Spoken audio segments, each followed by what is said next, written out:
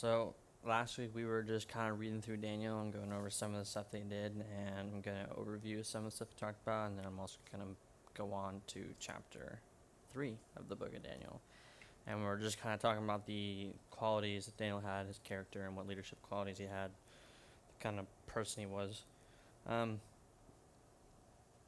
but as we know, Daniel could have, merely tried to survive his experience when he was in a foreign land, but instead he never left his lifestyle, his disciplined lifestyle he had, his character, his personal, relationship that he had with God. He never left any of that when he was captured. He could have, right?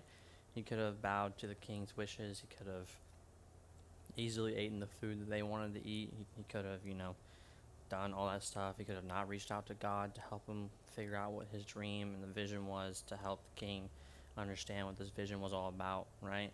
He could have totally not done all this stuff and just been normal if he wanted to try and be normal, but he stayed true to himself, right?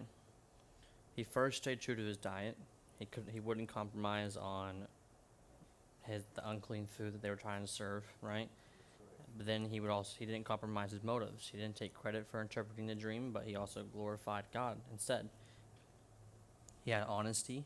He spoke the truth, right, to his authorities, and regardless of his unpopularity.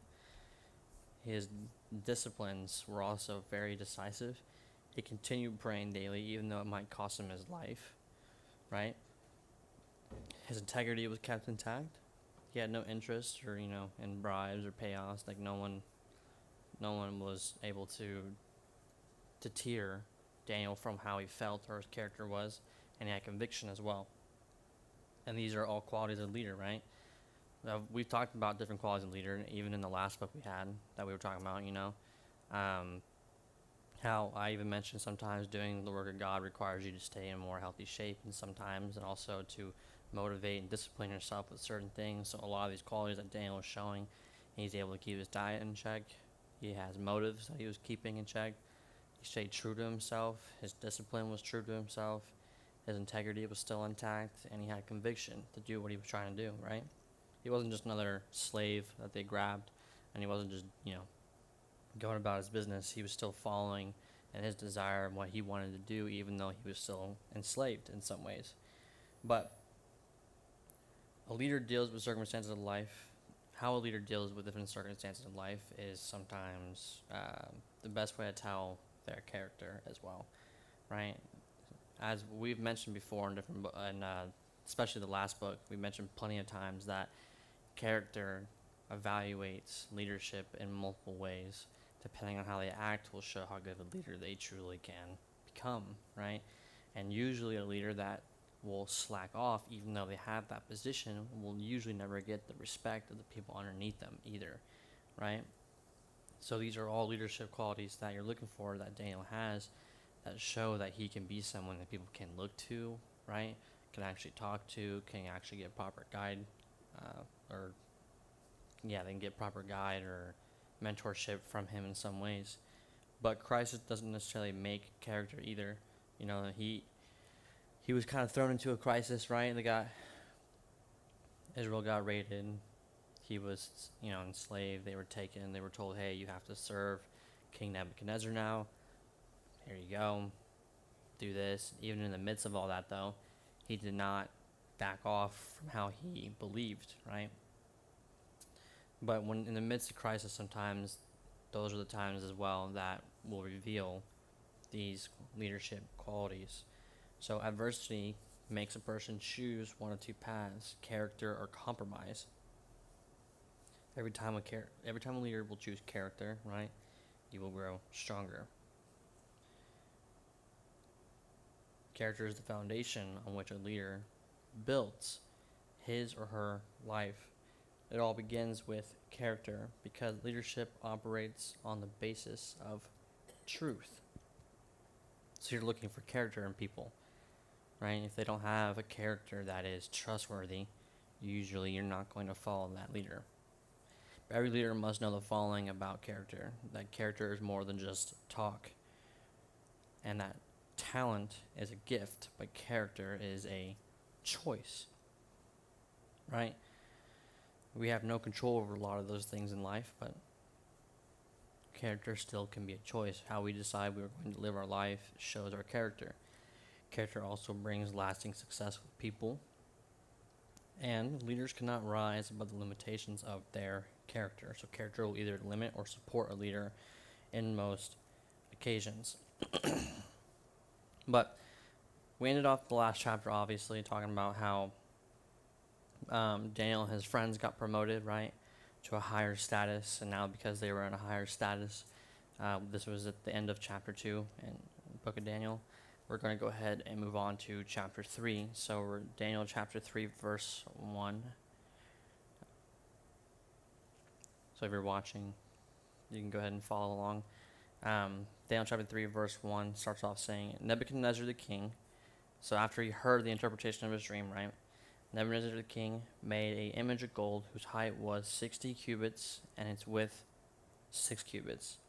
He set it up in the plain of Dura in the province of Babylon, and King Nebuchadnezzar sent word, right, to gather together the satraps, the administrators, the governors, counselors, treasurers, the judges, the magistrates, and all the officials of the provinces to come to dedicate, right, or to come to dedication of the image that Nebuchadnezzar the king had set up. Verse 3. So the satraps, the prefects, and the governors, the counselors, treasurers, the judges, the magistrates, and all the rulers of the provinces were assembled for the dedication of the image that Nebuchadnezzar the king had set up, and he stood before the image that Nebuchadnezzar had set up. So remember, he's building this because he heard this dream from Daniel, right? And he was like, wow, if that's what I am, you know what I'm going to do? I'm going to build myself a statue of gold because I'm the head of the statue. That's how he thought about it. Then the herald loudly proclaimed, to you the command is given, O peoples, nations, and men of every language, that at the moment you hear the sound of the horn, flute, lyre, trigon, psaltery, bagpipe, and all kinds of music, you are to fall down and worship the golden image that Nebuchadnezzar the king has set up. So now he has made the official announcement because of the statue that I have set up. When we blow any instrument or we do whatever, right, at the moment you hear the sound of the music, you're going to bow down and worship. But whoever does not fall down and worship shall immediately be cast in the midst of a furnace of blazing fire. So now what is this doing, right? This is setting up a test in some ways. So people are going to bow, yeah. But you have to remember, Daniel and his friend's character, they have not compromised themselves, right? They're not going to compromise. So at the same time, when all the people heard the sound of the horn, flute, harp, lyre, symphony with all kinds of music, all the peoples, nations, and men of every language fell down and worshipped the golden image that Nebuchadnezzar the king had set up. So everyone did it, right? But we all know what's about to happen. Verse 8. Therefore, or for this reason, at that time, certain Chaldeans came forward and brought charges against the Jews. They spoke and said to King Nebuchadnezzar, O king, live forever. You, O king, have made a decree that every man who hears the sound of the horn, flute, lyre, trigon, psaltery, and bagpipe, and all kinds of music, will fall down and worship the golden image.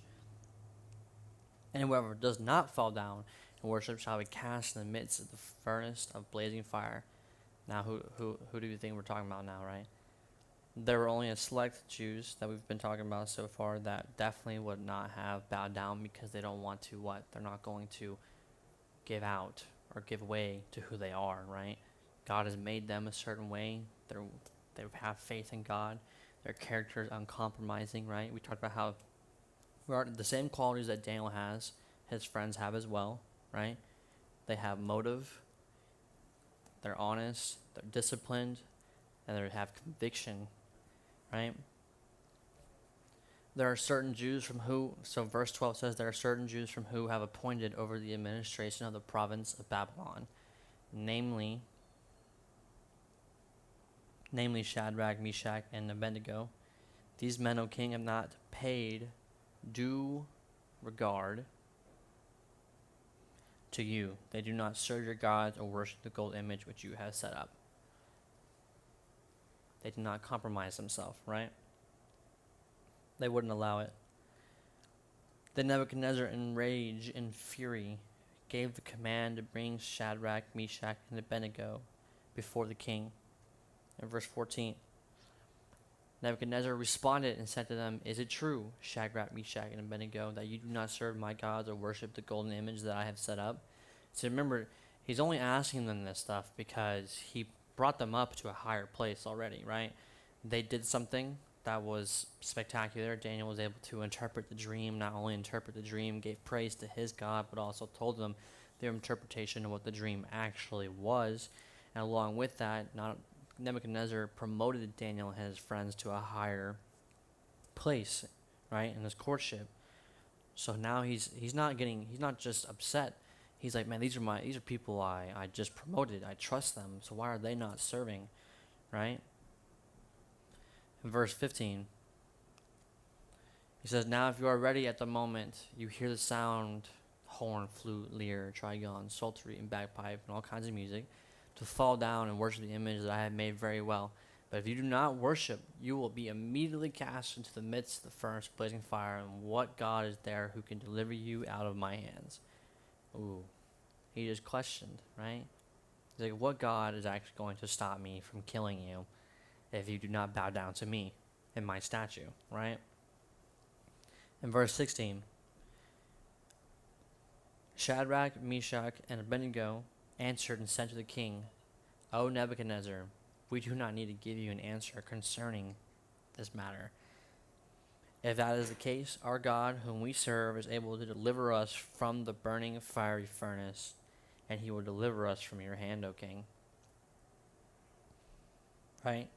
In verse 18, but if not, let it be known to you, O king, that we do not serve your gods or worship the golden image that you have set up. So, resolve, right? They had commitment to their God, our God, right? They were saying, we will not bow down to this statue and worship your God just because you tell us to. We believe in how we believe. Right? When the three friends of Daniel refused to worship, right, Nebuchadnezzar, they told the king they expected their God to deliver them. They're basically telling King Nebuchadnezzar, look, we will not worship your God because we know that our God, even if you were to throw us in this fire, right, we will be delivered. And immediately afterwards they're saying this, they made the bold statement of commitment, but if not, let it be known to you, O king, that we do not serve your gods, nor will we worship them. Right? The second statement did not dilute the first, but it just declared their resolve. Right? Commitment usually begins with a struggle, and then it seldom surrounds abilities or your gift, and it's a result of choice and not condition. It is fostered when we settle the issue before it arises, so it is enhanced by your deep trust in God, and last when we remain single-minded, right? Usually when more, 2 or 3 are gathered in one place and we're all single-minded in, prayer, usually the prayer is fulfilled, right? Like when we have more than one person gathered together and we pray and we're getting in the Word together, right? When we're asking God to deliver us from something, prayer is met because of how powerful more than one prayer can be, especially if we're all in one mind. So not only did one person say, yeah, we will not bow down to your God, all 3 of them committed to this. We're like, yes, not all 3 of us will not be bowing down to your God. We are not going to yield to this. We are committed, right, to our belief. We're committed to our God. We're committed to how we are. We're committed to who we are, right?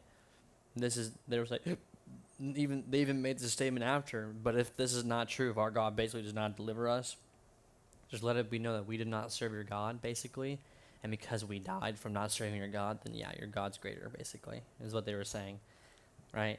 They were letting it be almost a taunt in a way, because they were saying, not only were they bold in the statement saying that we will not do it, but they were also saying, if not though, basically if we are not delivered from this fire that they're going to throw us in, then okay, you're, cool. you know. But verse 19 goes on. Then Nebuchadnezzar was full of fury, and the expression on his face changed towards Shadrach, Meshach, and Abednego. And he spoke and commanded the heat of the furnace 7 times more than its usual heat. So, not only were they about to be burned alive, he wanted it so much more hot that when they were going to be thrown in there, it wouldn't matter, right? There should be no trace of them in any way whatsoever.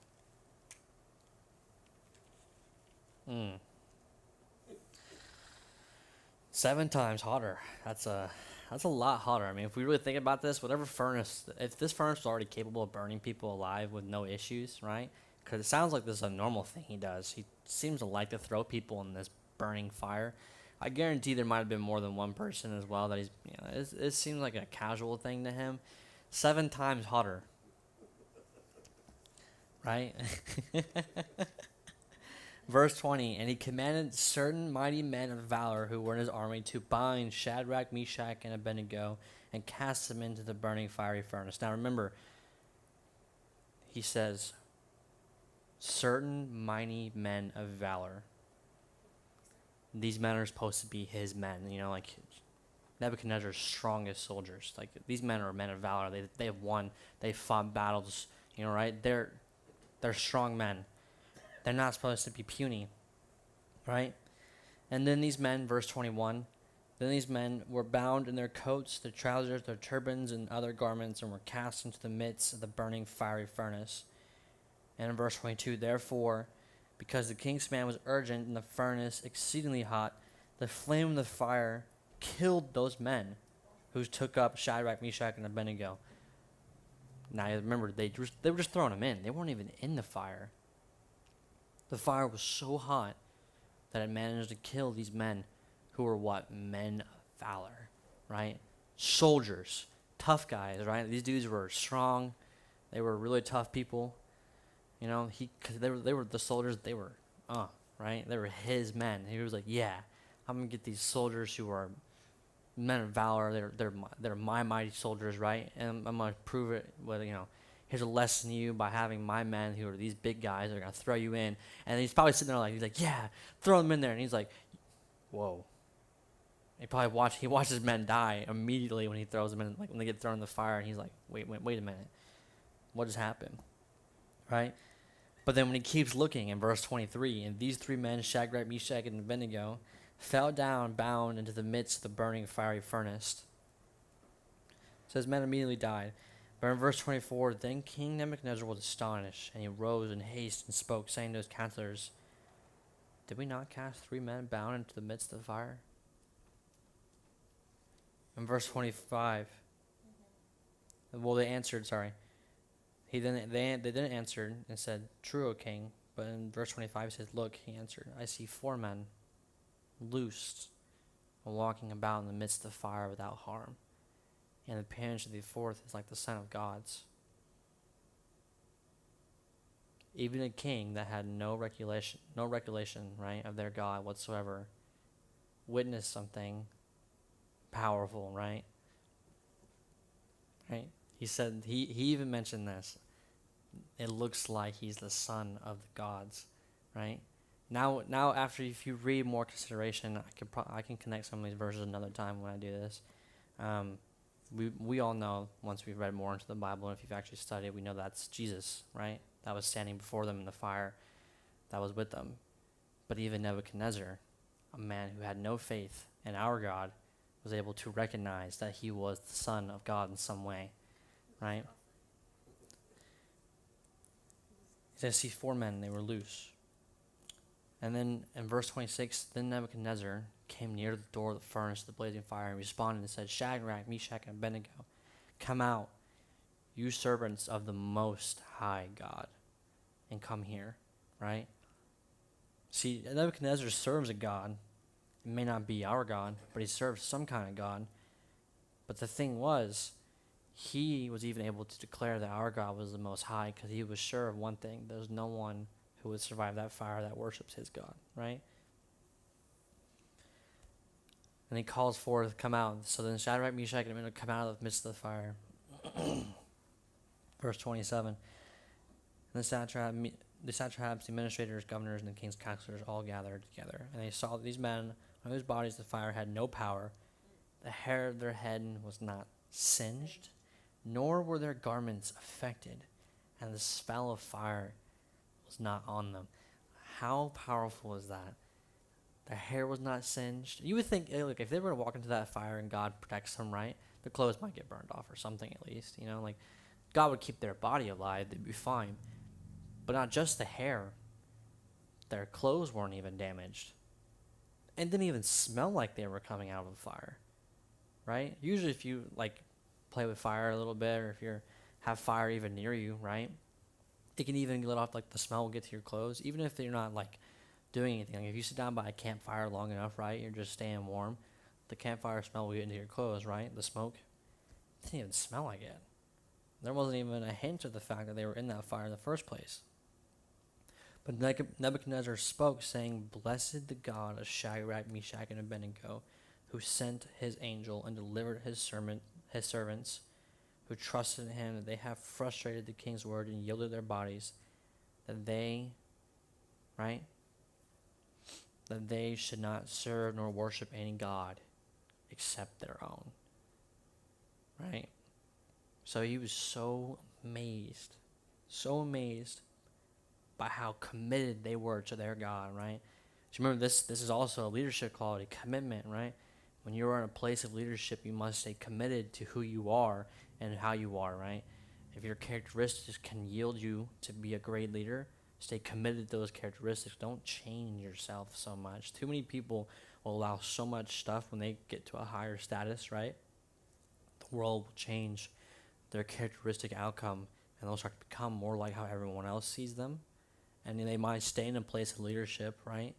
But their characteristics, their personality, who they are, and what they start to do, it changes. But even in the midst of what? They were not only promoted to a higher status, they also committed to refusing to bow down. And during that commitment, they were okay with being thrown into the fire.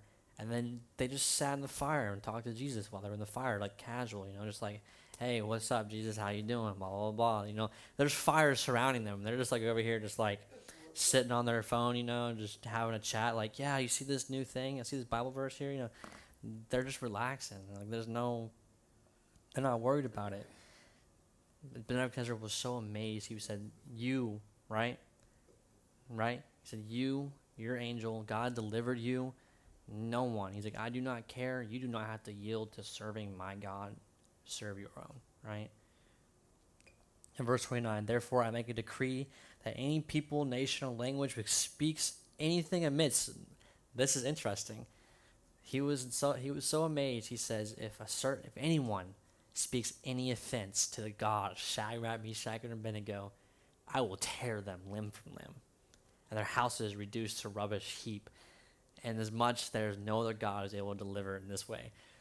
So a king who has no idea who God truly is, right, sees a miracle happen in front of them because God delivers them. And then not only that, he's like, if anyone even speaks bad about their God, I will destroy them, right?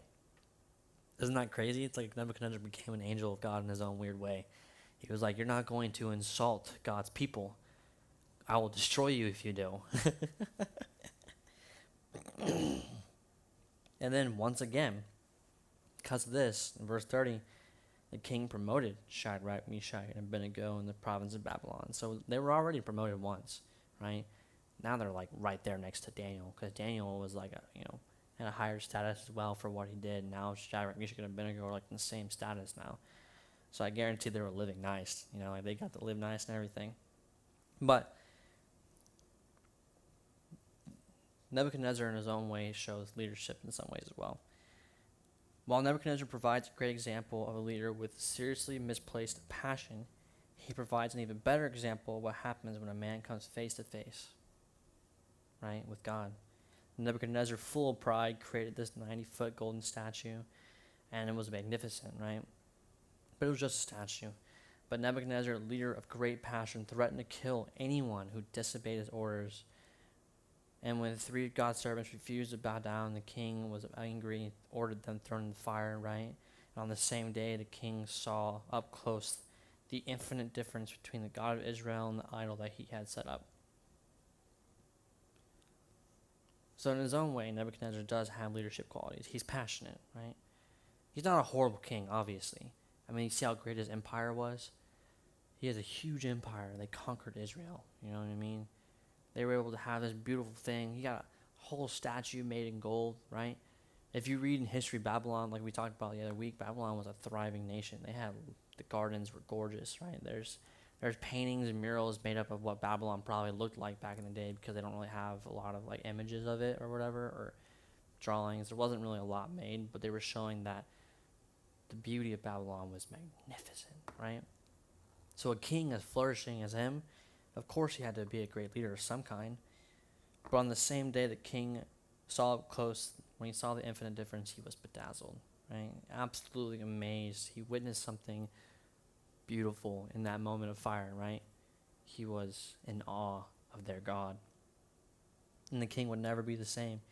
He turned from his idol to the God his people had once persecuted, right? To the very people that he destroyed and the people that he persecuted, Nebuchadnezzar, in the face of power, right, in the face of the Almighty, you were able to see his true leadership quality, right? He was able to see and say, okay. Usually most leaders, right, when something bad happens in front of them, or they see something, they don't want to believe it because they want to keep their place, right? They don't want to back off from like a certain resolve or whatever, you know, and they're like, nah, that can't be right. Even when if something goes terribly wrong and someone else had a better idea how to do something, sometimes they won't acknowledge that idea still, because they're like, no, I'm the leader. My idea should have been the one that worked. I'm not going to acknowledge that. So like they get prideful, right? But he set aside all pride, all right? All of this, he set all of it aside and was like, I cannot sit here as a leader and not acknowledge that someone's God is greater, right? Godly leaders should ask the Lord to show them regular glimpses of his power, right? We should be asking, we should be praying, we should be observant of what God wants to do. Because even like if we as Christians, right, can't be observant of what God is capable of doing, and we're not able to pray to God and ask God, but a king who has no idea who God is can sit here in awe after seeing a miracle and fully proclaim that their God is greater, and say that anyone who insults their God should be slain, right? I will destroy them. But then we are over here saying things as like, well, I saw someone's arm get healed once, but that can't be God. You know, like that's God only heals. People can't heal. Only God heals, right? And it's like, no, that makes no sense then. How is God supposed to heal us if not through us, right? If we're supposed to be praying for people to get them healed and they get healed, isn't that the power of God, not our power? Right? So, like, we have this differentiating thing. Too many people are not acknowledging how powerful God is or what God is capable of doing. And too many people witness miracles that God has done and still will say in the face of it, nah, right? They're like, nice, that's not real. Or it's witchcraft even, right?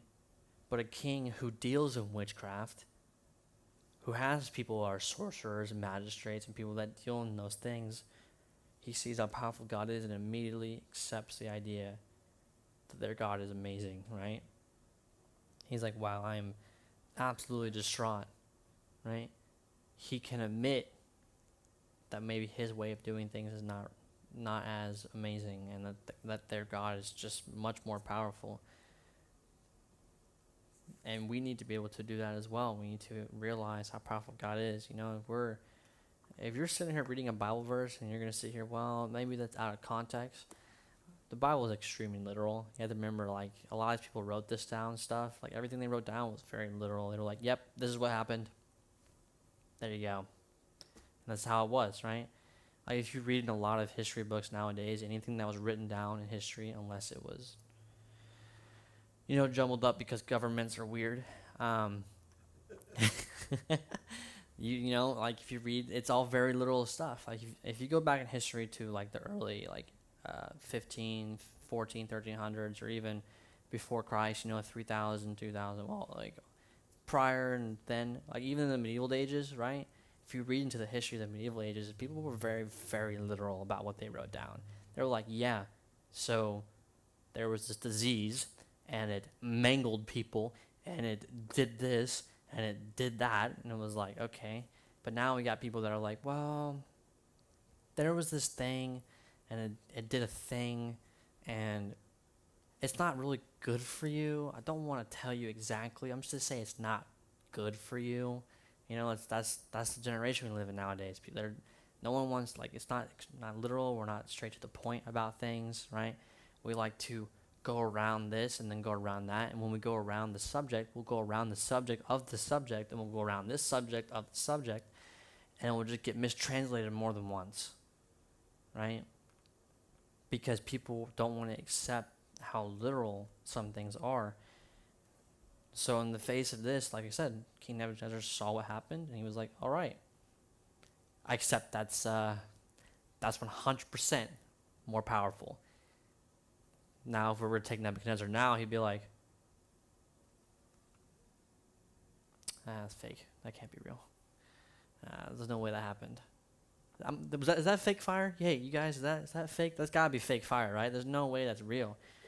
Nah, that's fake, right? The guys are just acting. The soldiers that went up there and threw him in, they're just acting. There's no way that happened. They didn't die. Guys, good job. That was a good job, guys. You know, he would be making excuses if it was nowadays, right? There would be some kind of excuse. He wouldn't be able to take things so, real. But we live in this current modern time where everyone's just doing this, right? We go around stuff constantly. We can never go straight through. It's always, hey, that can't be the only thing. Let's try this instead. Maybe that's the truth. And it's like, no, if it says that, maybe that's the truth, right? How can you take truth if you're not going to take truth head on? If you can't take the truth head on, so that's the same thing with criticism. A lot of people will not take criticism as a leader head on sometimes. They'll be like, well, if you're saying that, there's probably someone else got involved in that, right? It can't be just me. You're not just talking about just me, right? But leaders that can take criticism will realize that it's them that needs to do something to make a better decision, right? They'll take the criticism more literal. They'll understand that, hey, maybe I need to make a better decision, whatever needs to be done, and they will do it, right? But leaders that cannot take criticism or not understand certain things will not be able to move forward. And Nebuchadnezzar, in the face of God, was able to make a decision and say, hey, I understand. We're going to move forward. Here's a promotion. Your God's amazing. Like, here you go. Like he was admitting to how powerful their God was, gave him a promotion, and then just moved forward, right? But Shadrach, Meshach, and Abednego had courage as well, in the face of death, in the face of a threat, right? They were threatened by the king, being told, "Hey, you're going to die if you don't do what I say." And in the face of that, they said, "Okay, our God's more great, anyways. We don't mind." Right? They had courage. Every leader will at some point reach a crossroad of faith, and when he or she has to take a stand, even at the risk of great personal loss, right? They will. But Shadrach, Meshach, and Abednego faced such a moment. They were given one choice: bow or die. See, if you were given that option, right, most people will croak, right? They'll be like, all right, I will bow, because they don't want to die, right? They'll just bow immediately. There's no hesitation. Now, I guarantee you right now, especially in this generation or this current time we live in, if I walked up to some dude right now and I told him, hey, I'm going to shoot you or you give me your money, more than likely they're not going to have the courage to do much, because we live in a time of fear. A lot of people are too afraid of everything. They don't have a lot of courage to face up to something, right? Now, if I do that to my dad, he'd probably punch me in the face immediately, but that's the difference. You know what I mean? Some people aren't gonna necessarily just cower. Now, see, our uncle was probably the same way. Our uncle served in the military. I guarantee if I went up to my uncle and was like, "Hey, I'm gonna rob you, or I'm gonna shoot you," he'd be like, "Ha, that's funny." You know what I mean? Like, because some people have more courage. I mean, there are some people that have more courage. I would say the people that do serve, right? They do have a lot more courage than a lot of other people that serve. But people that serve and are seen in combat have more courage than just someone that can serve, right? And it's the same thing. They're right now in a decision where they're in the midst of a spiritual war in that moment, right? It was a do or die moment. Shadrach, Meshach, and Abednego had to choose. Do we choose our God, or do we choose your God? That's right. Right? And because they were able to stand up in the midst of this spiritual warfare, and they said, we choose ours, God immediately said, all right, you have my protection, right? If they would have chose to bow down, God would be like, all right, I think I will abandon you at that point, because they were able to compromise. See, God does not like compromise. If you choose him, he'll choose you. If you don't choose him, he won't choose you, right? He'll sit there and be like, all right, so this is happening, and I'm just going to croak to this decision. God's going to sit back and be like, okay, I want to see you deal with it on your own then. He's like, I'll see how long you last. He's like, you can last maybe a couple days, it's cool, but it's not going to do very well. But in that moment when he ordered to burn them, and they chose to be in the furnace, and they chose God, right? They could not resist. There was a deadly threat from their peer, but they resisted against it anyways. He said, our God, and remember in verse 17, it says, our God is able to deliver us. They believed in the omnipotent God, saying, hey, he's going to deliver us no matter what, right? And then verse 18, but if not, they believed if the sovereignty of God that he acts on the basis of his own pleasure and will. They said, if not God, if not, and whom we serve, right? If God does not, oh well. They were not worried. They had full faith that God was going to protect them no matter what, right? So, all leaders will face a time when they will be ordered to bow. And then during those times, they need to have the courage and conviction to say they will not, right? There's this song that I like, and the song it says, I will not bow and I will not break, right? And it says, I will not bow, I will not break to the way the world is trying to shake me. And I think it's really interesting because it's a Christian song, and it's really powerful, because he's talking about how they will not be shaken by how the world acts and how they will not do things. So in the midst of this as well, this is the world. Like I said, this was a spiritual warfare moment for them. It was God or Nebuchadnezzar's God. They had to choose. It was do or die, right? In that very moment. And it's really, really cool to see that they had the courage. And because this is the Old Testament, right? Nowadays we have all this flimsy stuff, and they have so much stuff we're distracted by. So much distractions nowadays, right?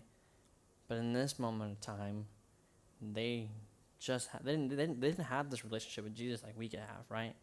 Jesus didn't die for them; he died for us. Jesus wasn't really around us. I mean, Jesus was in the fire with them in that moment.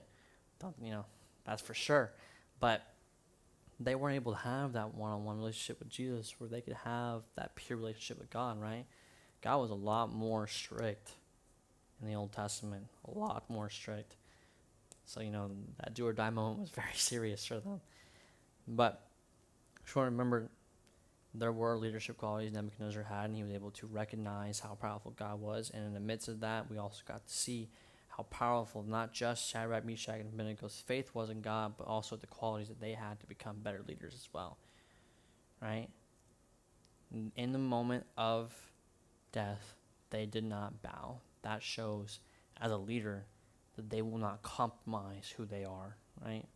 That's right. That they are not going to compromise what God has planned for them, that they're not going to compromise how beautiful this relationship they has with God either, right? They showed faith, they showed commitment, they showed courage, right? Discipline, they had conviction just like Daniel did. So they showed all these qualities, and those are the qualities that we want to look for in the church as well. We want to be able to look for the qualities of conviction. We want to look for people that have faith in God, undeniable faith, right? People who have courage to stand up in the face of the world, because there are a lot of leaders, I think, who are currently in possession of bigger churches and do nothing with that leadership, right? And we've even had bigger churches when COVID first started. They were afraid of what the government would do, and they would shut down, right? But then there were other people in places of leadership that we know and we saw in the news as well. And if you were obviously paying attention to what was going on around the world, we also had some Christian leaders as well that were like, who cares? They still had church going on in their big churches, and they were still having church outside their churches as well, in their fields or whatever, because they were like, we're not going to be stopped just because they're telling us to stop, right? And it was the same thing for them. It wasn't necessarily a die moment necessarily, but a do or die moment. There were a lot of leaders as well that decided to stand up and say, we're not going to croak to this disease, and we're going to keep going and keep praying and keep doing our church, right? And keep worshiping God. And that's powerful. And those are the kind of leaders that we're looking for. We need leaders just like how the book of Daniel is showing. People that will stand up in the face of evil, right? And be able to take a stand and have faith and taking that next step into leadership. But we need to be able to show the world as well how powerful God is at the same time, so that just like how Nebuchadnezzar changed, we can change others. But I'm going to go ahead and pray. Thank you, Lord, for this morning, for being able to show us how true you are to people that have faith in you, God. Thank you for showing us how powerful you are when you delivered Shadrach, Meshach, and Abednego from the fire, and how beautiful having this relationship with you is, that we can trust, that we can have a desire for you, that we can gain further knowledge when we have a relationship with you, Lord. And I pray that we gain further knowledge and that we gain further understanding of how powerful you are, God, so we can go into the world and just change people's lives. In the name of Jesus, amen.